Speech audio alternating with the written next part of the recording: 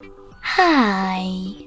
In front of me is VIVO T1 Pro 5 and today I would like to show you how you can use split screen view.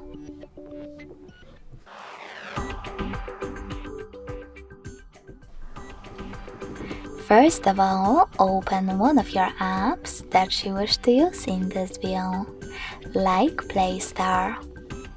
Then you need to access it in the background. In order to do that, if you are using Tricky's navigation, click on this button with 3 lines. Now tap on the icon of an app, select split screen, and select any other one, like Chrome. As you can see, now I can use both of them at the same time.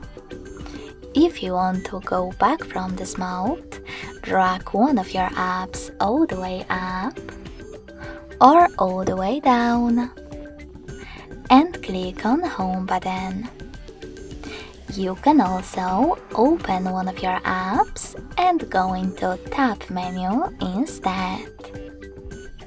Then look for split screen shortcut, mine is over here, and click on it.